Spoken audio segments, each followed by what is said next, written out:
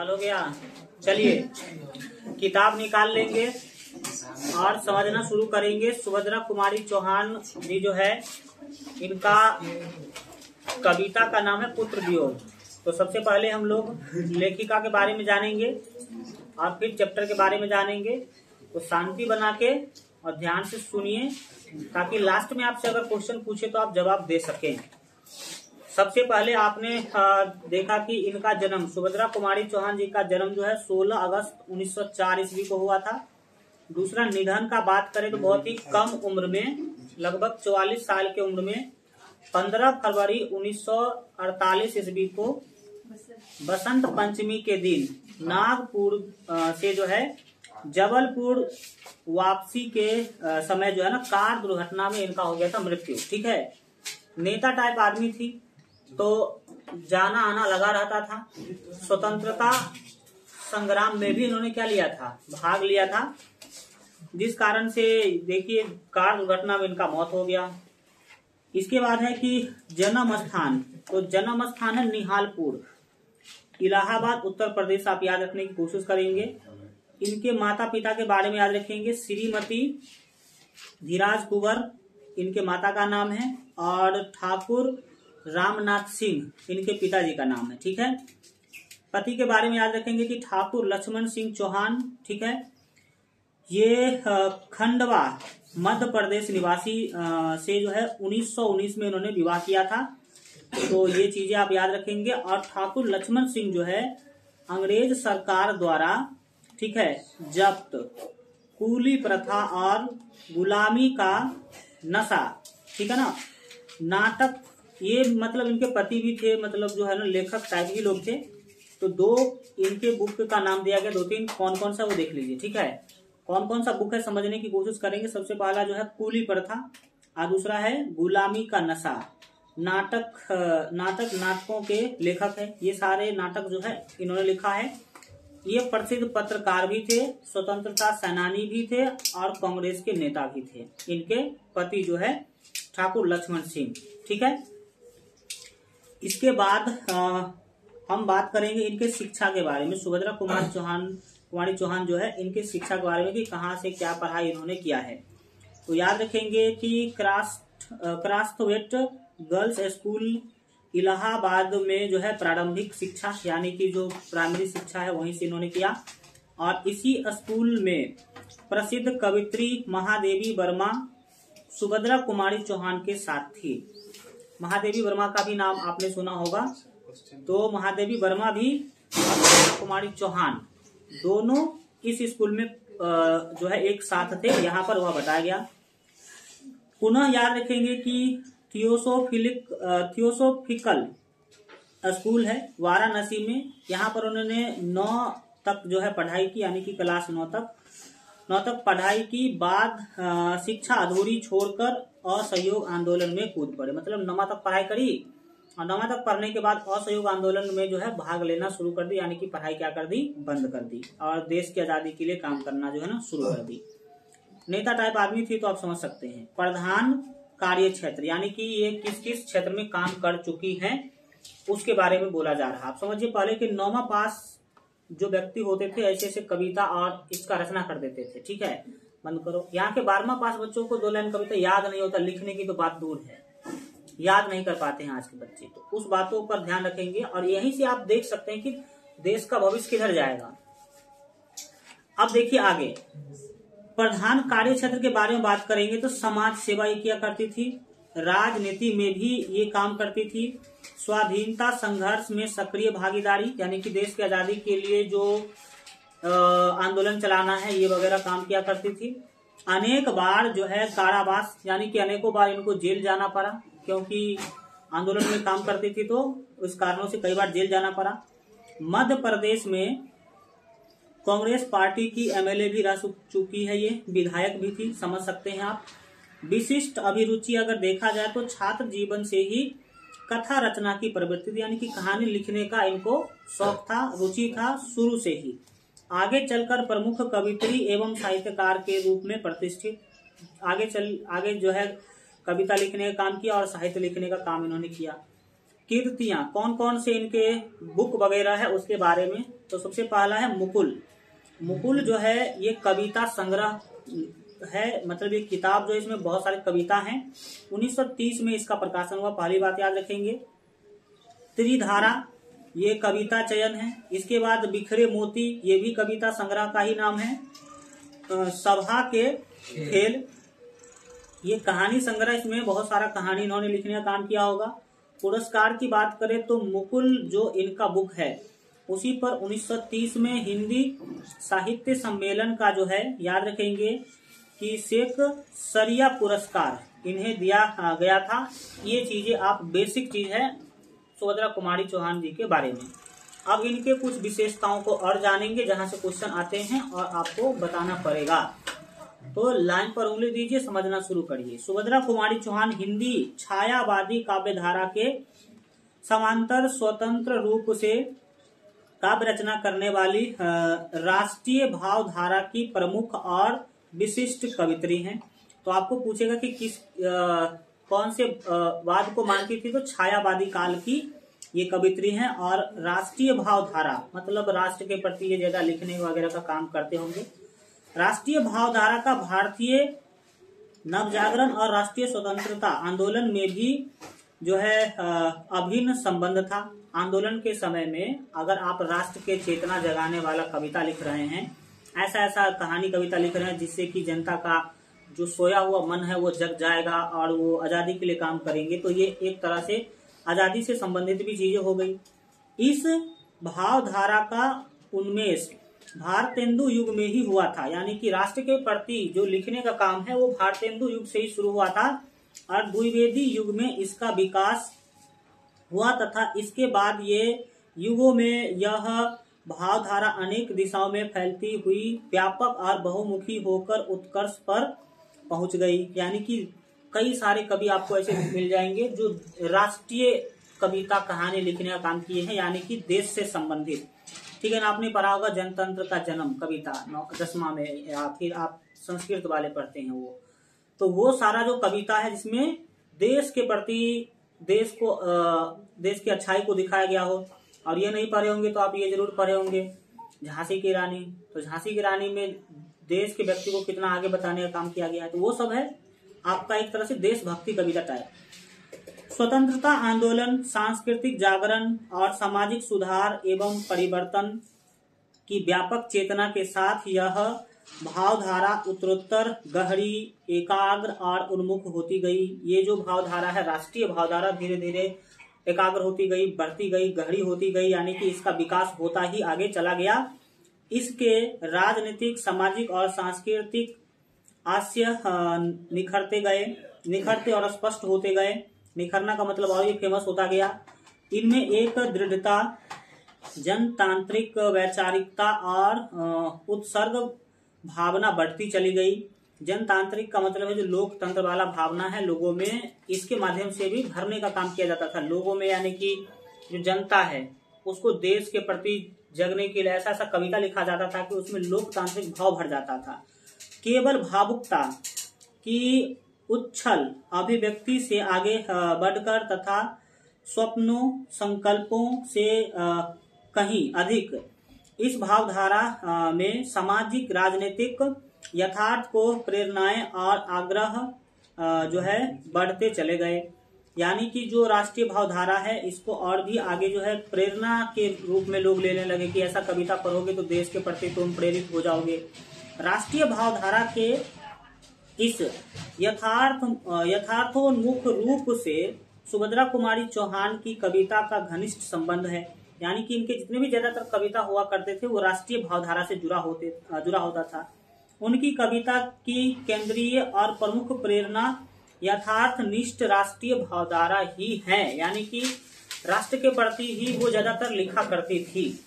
अगला हमारा है कि सुभद्रा कुमारी चौहान के निजी, पारिवारिक, सामाजिक, राजनीतिक और सार्वभौमिक, ठीक है, मानववादी भाव पटलों एवं जीवन रूपों की एक ही मूल प्रेरणा, एक ही लक्ष्य और एक ही रंग दिखाई पड़ता है, राष्ट्रीय स्वतंत्रता। ये जितना भी सामाजिक काम करती थी या राजनीतिक, पारिवारिक, उस सभी में राष्ट्रीय स्वतंत्रता दिखता था, यानी कि देश की आजादी के लिए बहुत ही ये काम किया करती थी। इसी का अकृत्रिम या स्वाभाविक आवेगमय स्वर उनके जीवन और काव्य को मुखर रूप में एक और अखंड कर देता है। यानी कि जो इनके रचनाएं हुआ करती हैं वो मुखर और अखंड, मतलब ऐसा कि वो टूट नहीं सकता है। यह गुण या विशेषता उनमें उन्हें अपने समकालीन कवियों के बीच विशिष्ट बनाती है। उनके समय में जितने भी कवि हुए हैं सब में इन्हें विशेष कौन बनाता है, तो इनके कविता लिखने का जो राष्ट्रीय भावधारा है, इसी के कारण अपने समय के सभी कवियों में ये सबसे आगे मानी जाती हैं। क्रांतिकारी युवाओं की तरह राष्ट्रीय स्वतंत्रता के लिए अपना सर्वस्व होम कर देने का मतलब है कि देश की आजादी के लिए, यहाँ पर तो डायरेक्ट लिखा ही है कि क्रांतिकारी युवाओं की तरह राष्ट्रीय स्वतंत्रता के लिए, यानी कि देश की आजादी के लिए अपना सर्वस्व होम कर देने, यानी कि अपना सब कुछ जो है ना होम कर देने का मतलब है खत्म कर दिया, लेकिन देश की आजादी के लिए इन्होंने सोचा, ठीक है, होम कर देने तथा मर मिट जाने का एक ही मंत्र, एक ही बल और एक ही सर्वग्रासी प्रेरणा उनके जीवन और काव्य में अविलग अखंड संसार से, ठीक है, बवंडर या आंधी की तरह उठती हैं। मतलब ये देश की आजादी के लिए इतना कुछ करने को क्या है तैयार है कि अपना सब कुछ खत्म कर दे दिया, यहाँ तक कि अपने आप को मिटा भी देने का प्रेरणा मिल जाएगा अगर आप इनकी कविताओं को पढ़ेंगे तब। और चारों ओर जैसे छा जाती हैं चिंतक कवि। मुक्ति बोध ने उचित कहा है, एक कवि है मुक्ति बोध, गजानंद माधव मुक्ति बोध, आपने इनका पूरा नाम सुना होगा। वो कुछ कहते हैं सुभद्रा कुमारी चौहान के बारे में। क्या कहा है उन्होंने, से देखिए, सुभद्रा जी के साहित्य में अपने युग के मूल उद्वेग, उसके भिन्न भिन्न रूप अपनी, ठीक है, आभरणहीन, ठीक है, आभरणहीन प्रकृति शैली में प्रकट हुए हैं। यानी कि आभरण का मतलब है कि ऐसा काम करने का जो है किसी ने काम जो है नहीं किया है, इनका अपना शैली देखने को मिला है इनकी रचनाओं में। ये भी पूछ सकता है कि यह बात सुभद्रा कुमारी चौहान के लिए किसने कहा, तो बताएंगे मुक्ति बोध ने कहा था, ठीक है। अब आप पढ़ने वाले हैं जो आपका कविता है पुत्र वियोग, इसके बारे में कि आखिर पुत्र वियोग कविता में क्या दिखाया गया है। तो देखिए इस पैराग्राफ में कविता के बारे में बेसिक जानकारी आपको मिलेगा। सुभद्रा जी के प्रतिनिधि काव्य संकलन जिसका नाम है मुकुल। मुकुल एग्जाम में पूछेगा कि पुत्र वियोग कहाँ से लिया गया है, तो मुकुल से लिया गया। मुकुल से यहाँ ली गई प्रस्तुत कविता निराला की सरोज स्मृति के बाद हिंदी में एक दूसरी जो है कोश गीत है। कोश गीत मतलब गानों का संग्रहण वाला किताब, जो पुत्र के, ठीक है, असामयिक निधन के बाद कवित्री माँ के द्वारा लिखी गई है। किसी का पुत्र मर जाता है उसके बाद का जो सीन है उसको इसमें क्या किया गया है, दिखाया गया है। पुत्र मरने के बाद किसी भी माँ का सीन क्या होता है उसी चीजों को दिखाया गया, बाकी कुछ नहीं है, ठीक है, दिखाई गई है। आगे बोला जा रहा है कि स्वभावतः सरोज स्मृति की तरह लंबी न होने तथा घटना मूलक तथा संदर्भों के अभाव के कारण इस कोश गीति, हाँ शोक गीति, शोक मतलब जानते हैं ना, जब किसी का मृत्यु होता है तो शोक ही मनाया जाता है। तो शोक गीति में व्यापक यथार्थ संदर्भ नहीं है, किंतु पुत्र के असमय निधन के बाद पीछे तरफते रह गए माँ के हृदय के निदारुण शोक है। निदारुण शोक की ऐसी सादगी भरी अभिव्यक्ति है जो निवैयक्तिक और सार्वभौमिक होकर अमिट रूप में जो है काव्यत्व अर्जित कर लेती हैं। यानी कि पुत्र के मरने के बाद माँ का जो सीन होता है उसको इस तरीका से इसमें दिखाया गया है कि ये कभी खत्म होने वाली नहीं है, सार्वभौमिक हो चुकी है। यानी कि ऐसा पहले भी होता था, अभी भी हो रहा और आगे भी होगा, ऐसा इसमें दिखाया गया है। इसमें एक माँ के विषादमय शोक मतलब बहुत बड़ा जो है ना कष्ट समझ सकते हैं, का एक साथ धीरे धीरे गहराता और ऊपर आरोहण करता हुआ भाव उत्कटता अर्जित करता जाता है तथा कविता के अंतिम छंद में पारिवारिक रिश्तों के बीच माँ बेटे के संबंध की एक विलक्षण आत्म प्रतीति में अस्थाई परिणति पाता है। यानी कि माँ बेटे का क्या पारिवारिक रिश्ता होता है, उसी के साथ इस कविता का क्या होता है, अंत होता है। इसमें कठिन भाषा का प्रयोग नहीं किया गया है, बहुत सरल भाषा में इसको लिखा गया है, इसीलिए आप इसे आसानी से क्या कर सकते हैं, समझ सकते हैं। पढ़ते जाइएगा, समझते जाइएगा, इसमें कोई समझाने वाली बड़ी बात नहीं है। बस इसका इतना मूल भाव है कि किसी माँ का अगर पुत्र मर जाए समय से पहले तो फिर माँ का क्या सीन होता है, बस उसी को इसमें क्या किया गया है, दिखाया गया है, और कोई बड़ी बात जो है नहीं है। क्या है, समझना शुरू करिए। आज दिशाएं भी हंसती हैं उल्लास विश्व पर छाया। ठीक है, मेरा खोया हुआ खिलौना अब तक मेरे पास न आया। मतलब सब दिन के तरह दिशाएं क्या हो रही है, जो चारों दिशाएं सब दिन तो जैसा होता है वैसा ही रहता है, पूरे विश्व में उल्लास मतलब खुशी छाया हुआ है, लेकिन मेरा खोया हुआ खिलौना अब तक मेरे पास न आया। मतलब जो पुत्र मर चुका है फिर से वापस आने वाला है, जो आएगा। ठीक है, शीत न लग जाए। अब अपनी उसकी माँ जो है बता रही है कि मतलब कैसे कैसे हमने बच्चा को क्या किया था, पाला था, और क्या क्या सुविधा उसको दिया था, वो बता रही है। शीत न लग जाए इस भय से, नहीं गोद से जिसे उतारा। गोद से कभी भी नहीं उतारती थी ताकि कहीं इसको ठंडी न लग जाए। ठीक है, छोर काम दौड़ कर आई माँ कहकर जिस समय पुकारा। जब भी उसको पुकारा पुकारता था तो वो दौड़ के आती थी, सब काम छोड़ छाड़ करके। थपकी दे दे जिसे सुलाया, जिसके लिए लोरिया गाई। ये तो सब समझते ही हैं। ठीक है, जिसके मुख पर जरा मलिनता देख आंख में एक मिनट है, जिसके मुख पर जरा मलिनता देख आंख में रात बिताई। मतलब अगर बच्चों को हल्का भी समस्या होता था तो माँ पूरी रात जो है जग करके क्या कर देती थी, बिता देती थी। जिसके लिए भूल अपनापन, पत्थर को भी देव बनाया। पत्थर को भी देवता मानकर बच्चों के लिए लोग पूछते हैं कि नहीं, तो ये चीज वो दिखाया गया है। कहीं नारियल दूध बतासे, कहीं चढ़ावा शीश नवाया। तो ये प्रसाद वगैरह चढ़ाने की जो काम है वो बताया जा रहा है। फिर भी कोई कुछ न कर सका, छीन ही गया खिलौना मेरा।